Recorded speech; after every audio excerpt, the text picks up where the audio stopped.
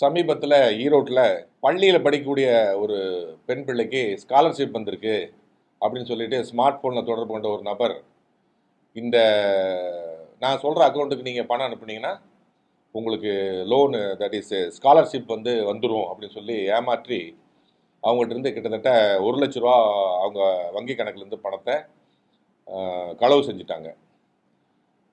இப்போது கல்வியாண்டு தொடங்க இருக்குது. அதனால் இப்போ காவல் கண்காணிப்பாளர் அம்மா அவங்க உத்தரவின் பேரில் இந்த அறிவிப்பை கொடுக்குறோம்.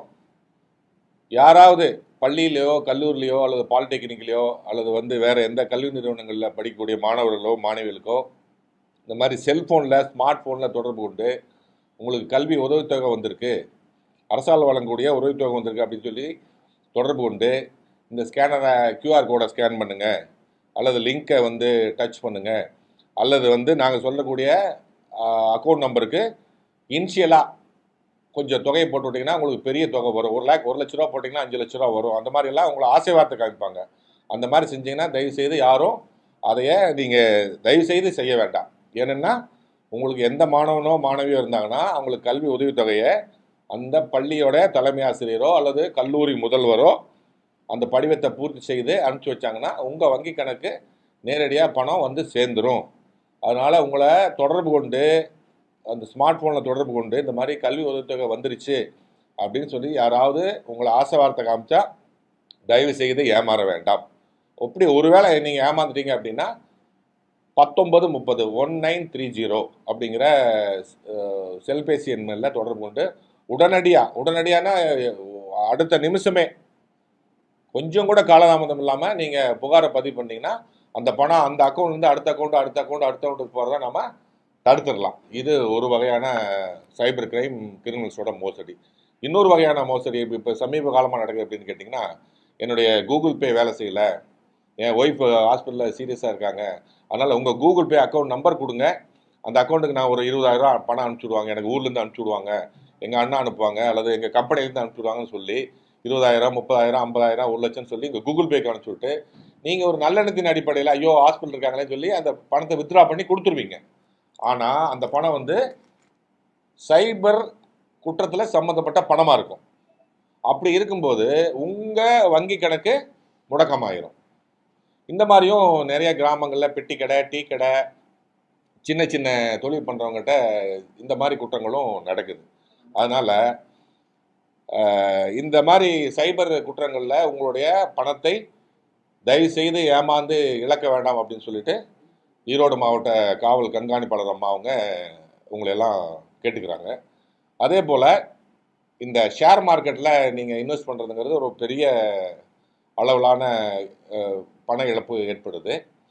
நீங்கள் ஒரு அரசால் அங்கீகரிக்கப்படாத ஷேர் நிறுவனங்களிலோ அல்லது வெப்சைட்டுகளிலோ நீங்கள் தயவுசெய்து பணத்தை போடக்கூடாது. உங்களை ஆசை வார்த்தை காமிப்பாங்க. 1,00,000 ரூபா போட்டிங்கன்னா 2,00,000 வந்துடும், 2 போட்டிங்கன்னா 4,000, 10 போட்டால் 20,000 சொல்லுவாங்க. தயவுசெய்து அதுபோல் இந்த நிறுவனங்களில் நீங்கள் முதலீடு செய்ய வேண்டாம். அரசால் அங்கீகரிக்கப்பட்ட ஷேர் அந்த பங்கு வர்த்தகத்தில் மட்டும்தான் நீங்கள் ஈடுபடணும்னு சொல்லிட்டு இந்த நேரத்தில் உங்களோட தாழ்மையாக கேட்டுக்கிறேன். ஏதாவது குற்றம் நிகழ்ந்து விட்டால் ஒரு நிமிடம் கூட தாமதிக்காமல் நான் ஏற்கனவே சொன்னது போல் 1930 1930 அல்லது www.cybercrime.gov.in அப்படிங்கிற வலைத்தள முகவரியிலும் உங்கள் புகாரை பதிவு பண்ணலாம். திரும்பவும் சொல்கிறேன், www.cybercrime.gov.in அப்படிங்கிற முகவரியில் நீங்கள் தொடர்பு கொண்டு உங்கள் புகாரை பதிவு பண்ணலாம். நன்றி, வணக்கம்.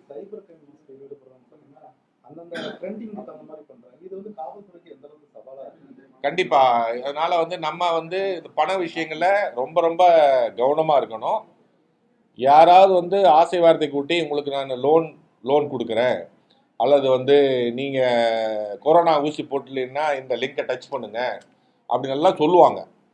எதுவாக இருந்தாலும் அக்கம் பக்கத்தில் உள்ள காவல் நிலையத்தையோ அல்லது அரசு அலுவலகங்களிலோ தொடர்பு கொண்டு அதை உறுதிப்படுத்திட்டு உண்மையான அது அந்த இணைப்பு தானா அப்படிங்கிறது தெரிஞ்சுக்கிட்டு தான் செய்யணும். அப்படி ஏதாவது அரசு இந்த மாதிரி வலைதளங்களையோ இணைப்புகளையோ அனுப்புதா இருந்தால் கண்டிப்பாக தொலைக்காட்சி மூலமாகவும் செய்தித்தாள்கள் மூலமாகவும் உங்களுக்கு முன்கூட்டியே அது விஷயமான செய்திகளாக சொல்லிட்டு தான் செய்வாங்க. இல்லை, அதுக்கான அசசரிஸ் வந்து நம்ம கிட்ட இருக்காங்க. அதாவது இந்த மாதிரி சைபர் கிரைம், டிஜிட்டல் மோசடிங்கிறது யாரே அன்னோன் பர்சன் அவங்கள கண்டுபிடிக்கிறதுக்கு காவல்துறை எந்த அளவுக்கு சிரமமா இருக்கு, அதுக்கு வந்து பொதுமக்களும் ஒத்துழைப்பு கண்டிப்பாக வந்து இது ஒரு சேலஞ்சிங்கான டாஸ்க் தான், அதில் மாற்றுக்கிறது இல்லை. பட்டு பொதுமக்களுடைய ஒத்துழைப்பும் ரொம்ப அவசியமாக தேவைப்படுது. வங்கி கணக்கை வந்து வேறு நபர்கள் பயன்படுத்த அனுமதிக்கக்கூடாது. அதே போல் உங்கள் பேரில் வந்து சிம் கார்டை வாங்கி வேறு யாருக்கோ உபயோகப்படுத்தவும் கூடாது. இது 2 தான் முக்கியமான இதில் சைபர் குற்றங்களுக்கு அடிப்படையாக இருக்கிறது 2 விஷயம். ஒன்று வந்து ஒரு ஆசை வார்த்தை காட்டி ஒரு 20,000 ரூபா கொடுக்குறேன், எனக்கு ஒரு 20 சிம் கார்டு வாங்கி கொடுங்க அப்படின்னு சொல்லி அவருடைய முகவரியை பயன்படுத்தியோ அவருடைய ஆதாரை பயன்படுத்தியோ அல்லது அவருடைய ஓட்டர் ஐடியை பயன்படுத்தியோ வாங்கி வேற ஒருத்தருக்கு கொடுத்துருவாங்க. அவர் இங்கே செல்ஃபோன் அட்ரஸ் பார்த்தீங்கன்னா ஈரோடு வேலுமணினா ஈரோட்டில் இருக்கும். பட் இது உபயோகப்படுத்துறது ஜார்க்கண்ட்லேயோ ஒரிசாவிலையோ வெஸ்ட் பெங்கால்லையோ ராஜஸ்தான்லேயோ யூஸ் ஆகிட்டு இருக்கும். ஸோ 2 விஷயம், யாராவது வந்து பணம் கொடுக்குறேன் எனக்கு சிம் கார்டு வாங்கி கொடுங்க என்று சொன்னாலோ, அல்லது உங்களுக்கு வந்து பணம் கொடுக்குறேன் எனக்கு வங்கி கணக்கு தொடங்கி கொடுங்க அப்படின்ட்டு சொன்னாலோ, அல்லது இந்த மாதிரி என்னுடைய ஜிபேவோ கூகுள் பேவோ வேலை செய்யலை, என்னுடைய மனைவி வந்து ரொம்ப படுத்த படிக்க ஹாஸ்பிட்டலில் உயிருக்கு போராடிட்டு இருக்காங்க, அல்லது என்னுடைய கணவருக்கு ஆக்சிடென்ட் ஆகிடுச்சு அப்படின்னு சொல்லி உங்கள் அக்கௌண்ட் மூலமாக அந்த பணத்தை எனக்கு வித்ட்ரா பண்ணி கொடுங்க, எடுத்து கொடுங்க அப்படின்னு சொன்னாலோ செய்யக்கூடாது. அப்படி செஞ்சிங்கன்னா அது வந்து சைபர் குற்றவாளியோட பணமாக இருந்துச்சுன்னா, சைபர் குற்றங்களில் ஈடுபட்ட பணமாக இருந்தால் உங்களுடைய வங்கி கணக்கு முடக்கப்படும். அவங்களும் குற்றத்துக்கு ஆளாக நேரிடும். பணத்தை திருப்பி கட்டலைன்னா குற்றத்துக்கு ஆளாக நேரிடும். நன்றி, வணக்கம். பிளே ஸ்டோர் மற்றும் ஆப் ஸ்டோரில் இருந்து பாலிமர் செயலியை QR கோடு மூலம் பதிவிறக்கம் செய்யுங்கள். செய்திகளை உடனுக்குடன் பெறுங்கள்.